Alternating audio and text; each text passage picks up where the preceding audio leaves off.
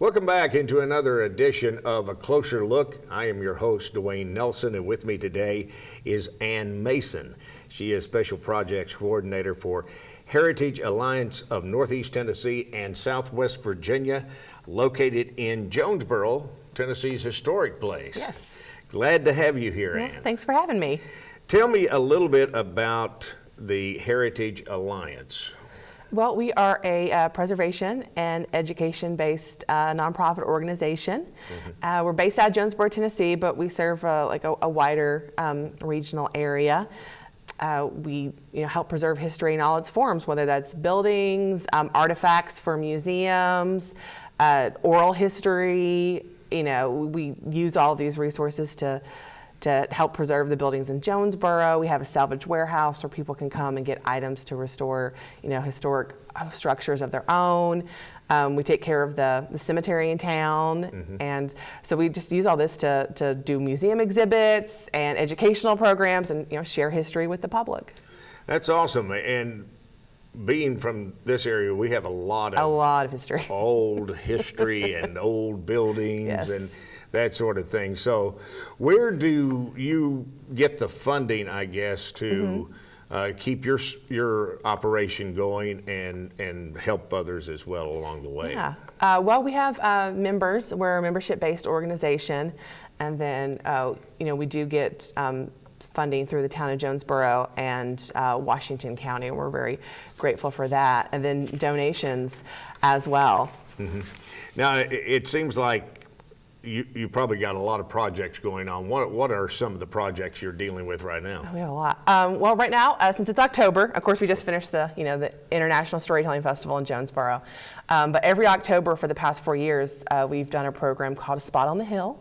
In the old Jonesbough Cemetery, and that's where we do a play in the cemetery, and people bring chairs, and we have actors interpret the lives of the people who are buried there. And this is the 4th season for that, and all of that money goes straight back into caring for and preserving the historic cemeteries. That's awesome. Now, I'm sure Christmas coming up, you've got a lot going on there. Yeah, we do a fundraiser every year for Christmas. In the past, it's been called the Progressive Dinner, and this is its 40th year. But since it's the 40th year, we decided to expand it, and we're actually partnering with the town of Jonesbough and combining the dinner with the historic tour of homes. And it's going to be called The Colors of Christmas. So you get a tour with 8 beautifully decorated historic structures with some music and some storytelling thrown in. And then an elegant 4-course meal at the McKinney Center, which is a beautifully restored building in Jonesbough that'll have a nice entertainment set. So it's honoring that tradition we've had for 40 years, but expanding on it as a big celebration. Now, is this a walking tour, or do you have to maybe get on a bus or something like that? You can do both. You can walk it, especially if it's a lovely December day. It's usually a very nice walk because a lot of the stops are side by side. But there's also a shuttle that'll take guests around, and if they prefer, if it's easier, because there are a few that are a little further out, but most of them are pretty much side by side.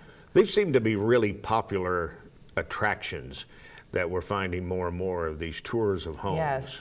And especially around the holiday. Oh yeah, I mean, people love it. What's better than a beautifully decorated historic home? So. Absolutely. Of course, your focus being that you want to make sure that the historic preservation is being done and conducted here. And that's probably your top Yeah, that's goal. our top goal.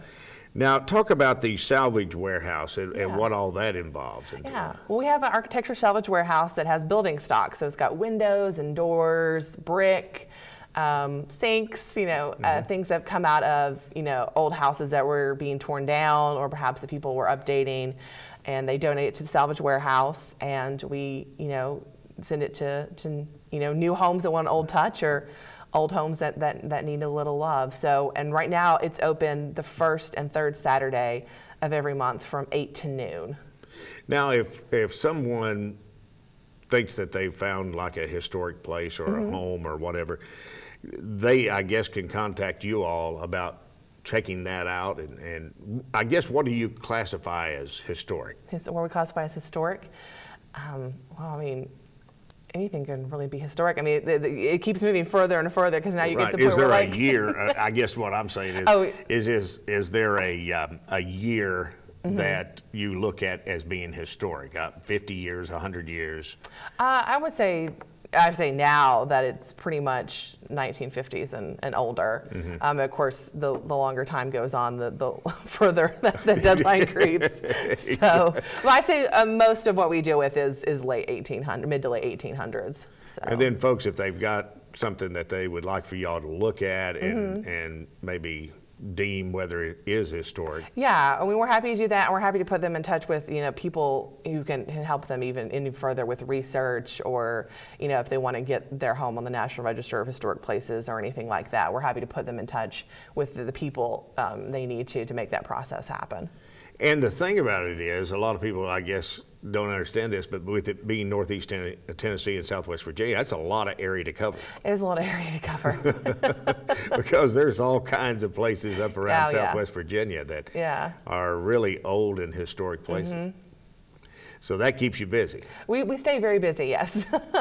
Now, the warehouse, can folks visit that and garner items from that? Yeah. And since we're, right now we do have our open schedule, but you're always welcome to call our office and we can set you up an appointment if that doesn't, fit your schedule. And then, during the time of year where we don't have that every other Saturday, you're welcome to call the office and set up an appointment. Talk about the Chucky Depot Museum that's open in Jonesbough. Yeah, it opened just a week ago. Wow. The Chucky Depot, it was located in the town of Chucky, which is real close to Jonesboro. And they still have their 1906 depot that used to service the railroad there. And unfortunately, it had become, in the state, had become sort of a fire hazard, and the railroad was looking to tear it down. And the family that owned it, Chucky tried really hard to salvage that depot themselves, but they just weren't able to.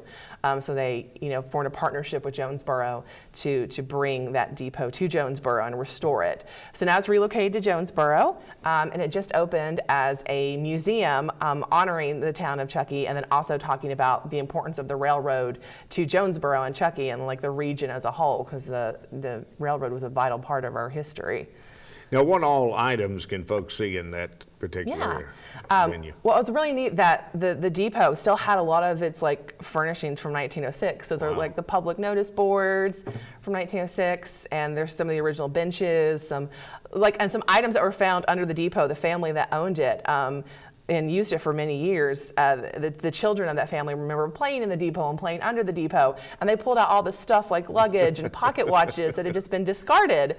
And so some of those items are in the museum as well, and there's a whole lot of really nice train artifacts located in the museum. Now, is it really difficult when you pick up something like this and relocate it to another area? Is it a difficult process in doing that? It's always a difficult process. I will say that Jonesboro has worked really hard when it comes to relocating structures. Usually the best option for a structure is to fix it where it is and leave it in its original context, but sometimes you just can't. Jonesboro has several buildings that have been relocated, like the Christopher Taylor House and Oak Hill School, and now the Chucky Depot. And it is difficult because you have to physically move the building and make sure when you take it apart that you label it so that you know how you need to put it back together. Right. And then just finding the new space for it and finding a space where it fits the building's history so it can still be in some of that context it was in before it was relocated. Now, what are some of your favorite places that folks really need to put on their bucket list to go check out and see that are historic both in Southwest Virginia and Northeast Tennessee? Northeast Tennessee? Oh, goodness, there's so many. I can imagine. Maybe the top 5. Top 5. Oh, okay. we made that list a little harder for you. It makes it a little hard for me. I will say that the Chester Inn Museum in Jonesboro is really cool, and that's the oldest commercial building still standing in Jonesboro, 1797, and it was this beautiful inn that's still on Main Street. So that's definitely, if you're in Jonesboro, that's definitely a must-see. Other places in the area. Well, I'm really excited about, I don't think it's open yet, but Sabine Hill, which is going to be in Elizabethton. It's near Sycamore Shoals and the Carter Mansion and all of that. And it's a new state historic site. And I'm not entirely sure off the top of my head when it's opening, but it's a beautiful old house. So when that's open, it's definitely a must-see and a new old attraction for the area. Exchange Place here Oh, yeah. in Kingsport. We love the Exchange Place and the Netherland Inn. We've done a lot of programs with them in the past, and so I always enjoy checking them out and seeing what they have going on, especially with those programs they have with like open hearth cooking and everything like that. That's amazing. Now, what is some of the history there with Netherland Inn? Was it a place where actually folks would stop and stay all night and that sort of thing? Yeah, and they have the boatyard there as well, which is really interesting to check out with like that flatbed boat that people used to use for travel, transportation, and trade. So that's a huge part of local history, because before you get the railroad, how are people, if you're not shipping by wagon, you're shipping by river. And Tennessee tried really hard for a while in the 1840s to lean more towards river travel as opposed to rail, because the train was so expensive. But, in the end, it turned out you could ship greater quantity of goods once you got that railroad. So what are we up to, 4? Right. Okay. Or maybe 3. There's Hale Inn there in Hawkins County. Is that another? In Rogersville, right? The Hale? Yeah, Rogersville. Yeah, that's beautiful. Yeah. That's a beautiful place. So I just love downtown Rogersville in general.